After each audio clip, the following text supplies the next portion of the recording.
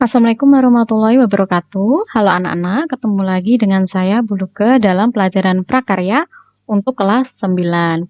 Hari ini kita masuk ke bab 1, yaitu tentang kerajinan bahan keras. Jadi apa yang dimaksud dengan kerajinan bahan keras? Kerajinan bahan keras itu adalah kerajinan yang terbuat dari bahan yang sifatnya atau teksturnya itu keras.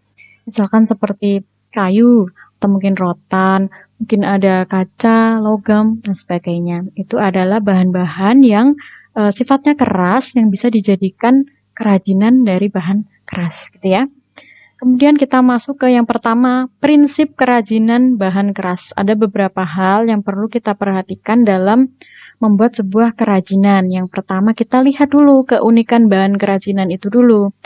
Kira-kira bahannya gimana? Unik nggak nih? Bagus nggak nih kalau dibuat kerajinan gitu kan ya? Di sini Buluka ambil contohnya adalah kayu, bahan kayu. Kenapa Buluka ambil contoh bahan kayu? Itu yang pertama karena bahan kayu ini dia memiliki tekstur urat atau seratnya ini tidak dimiliki oleh bahan lain, jadi hanya kayu yang punya sifat seperti itu. Kemudian yang kedua, kayu ini dia mudah untuk dibuat kerajinan apapun. Selain digunakan untuk kerajinan fungsi pakai, bisa juga dibuat untuk kerajinan fungsi hias. Banyak, hampir sebagian besar kerajinan itu pasti terbuatnya dari kayu, gitu ya. Kemudian yang kedua, dilihat dari keragaman muatan nilai dalam produk kerajinan. Ada beberapa nilai yang harus kita perhatikan dalam membuat sebuah kerajinan. Misalkan yang pertama kita lihat dari produk dengan nilai fungsional. Jadi sesuai namanya fungsional, berarti ini hubungannya dengan kegunaan. Jadi kerajinan itu mengutamakan fungsi kegunaannya. Nah, misalkan di sini Ibu Luke ambil contoh adalah keranjang yang terbuat dari rotan. Nah, ini kalau dilihat dari kegunaannya, keranjang itu buat apa ya biasanya? Biasanya keranjang itu buat wadah gitu ya. Kalau nggak buat baju, ini mungkin buat buah atau buat hasil panen gitu sebagai wadah ya gunanya. Kemudian yang kedua, produk dengan nilai informatif. Jadi hasil kerajinannya ini sifatnya untuk menyampaikan informasi. Di sini perlu kasih contoh, misalkan di sini ada gambar pin untuk brand tertentu, ada KFC, ada Nestle, Facebook, Yahoo, dan sebagainya. Ini fungsinya untuk memberikan atau menyampaikan sebuah informasi dan keterangan.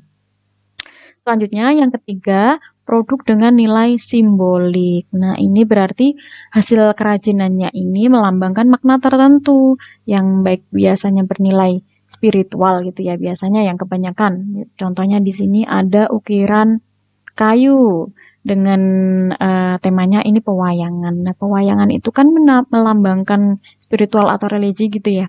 Nah, ini merupakan contoh produk dengan nilai simbolik.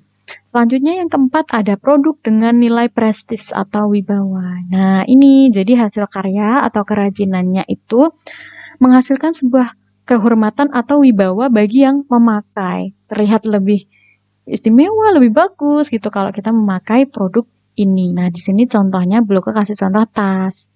Ya. Lanjut ketiga ada aspek rancangan dalam produk kerajinan.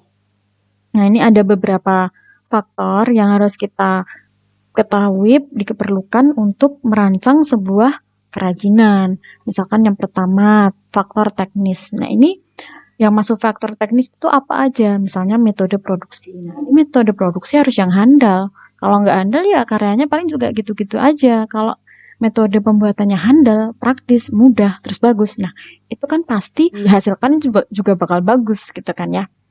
Kemudian menerapkan daya mesin atau manual. Jadi pembuatannya itu bisa menggunakan mesin atau manual. Tinggal pilih pakai mesin atau manual, pakai tenaga manusia boleh.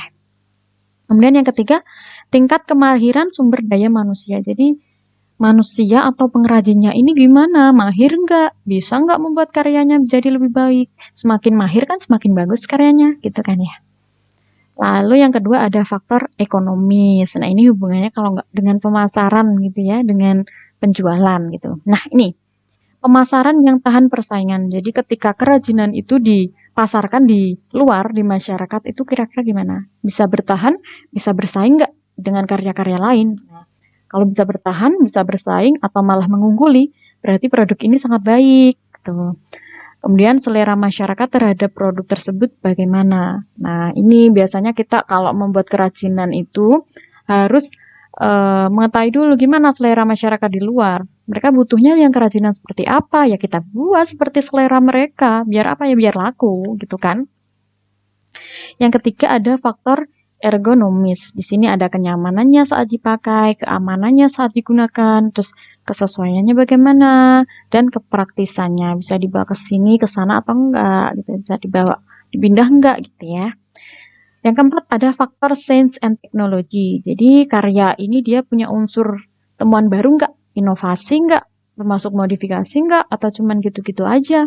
Kalau dia kurang inovatif ya biasanya masyarakat itu kurang tertarik. Tapi kalau karyanya itu yang inovatif, yang baru gitu kan lebih masyarakat kan lebih penasaran gitu jadi lebih tertarik. Nah, itu lanjut. Selalu mengikuti perkembangan pengetahuan dan teknologi. Nah, sekarang kan teknologi pesat. Jadi kita juga harus upgrade termasuk dalam membuat kerajinan juga harus mengikuti perkembangan zaman gitu ya. Lanjut ke faktor estetik. Nah, ini berarti hubungannya dengan keindahan. Misalkan karya itu harus menampilkan bentuknya yang indah, atau pewarnaannya yang bagus, atau kesannya itu menggugah. Penampilannya sangat menggugah. Jadi kita itu pengen beli gitu ya, pengen memiliki daya pikat yang tinggi gitu.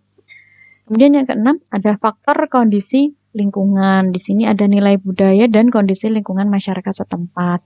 Apakah karya ini sesuai nggak dengan wilayah kita, wilayah penjualannya? Kalau sesuai ya karya ini bakal laku. Tapi kalau ternyata karya ini nggak sesuai, nggak ada yang mau beli, gitu kan ya. Tuh, untuk faktor-faktornya. Lanjut ke yang B, kita masuk ke jenis dan karakteristik kerajinan bahan keras. Untuk jenisnya ada dua, ada bahan keras alam dan ada bahan keras buatan. Yang bahan keras alam ini ada tiga, ada kayu, kemudian ada bambu, dan ada rotan. Sedangkan yang bahan keras buatan ini juga ada dua ya, ada kaca dan logam. Untuk gambarnya nih, ini bahan keras kayu, ini bambu, rotan, kaca, logam. Nah, kalian pasti semua udah tahu untuk bahan-bahan ini kan mudah ya, mudah didapat, ada di sekitar kita lah gitu. Lanjut yang C, kita masuk ke proses produksi dari kerajinan bahan keras. Yang pertama untuk kerajinan kayu dulu.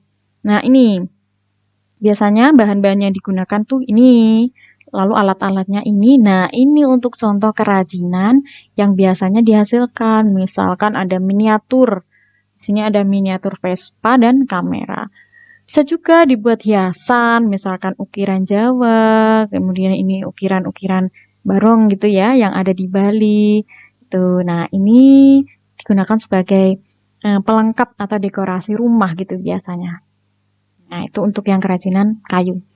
Lanjut yang kedua tentang kerajinan bambu. Ini untuk bambu sih biasanya masih tradisional ya.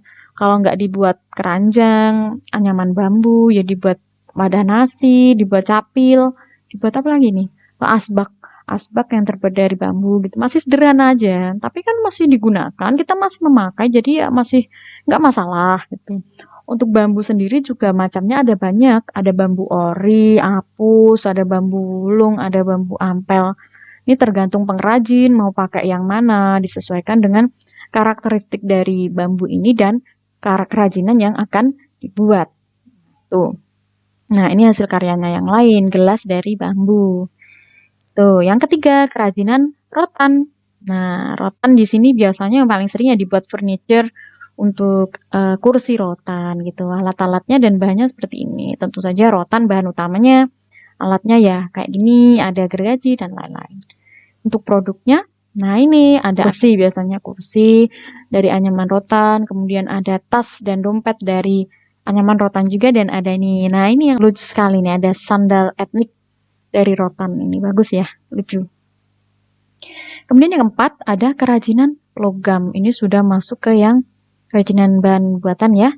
Ini untuk logamnya di sini, untuk alat-alatnya dan hasilnya. Biasanya kalau logam itu ya dibuat perhiasan untuk cincin, kemudian hiasan dinding dari logam, terus pot logam gitu. Dan terakhir ada kerajinan kaca. Kalau kaca ini ya tentu saja bahannya kaca. Terus produknya ya ini biasanya untuk botol hias. Nih, botol yang dilukis gitu ya, dibuat hiasan. Kemudian piring kaca hias, ini juga bisa digunakan sih, tapi kebanyakan kalau piring hias ya digunakan sebagai hiasan rumah, dekoratif gitu. Dan lukisan di kaca, ini juga untuk dekoratif rumah. Biasanya tuh kaca depan rumah seringkali dilukis kayak gini biar bagus dilihat dari luar gitu ya. Oke, mungkin itu yang dapat Buluke sampaikan. Terima kasih atas waktunya. Sekian, wassalamualaikum warahmatullahi wabarakatuh.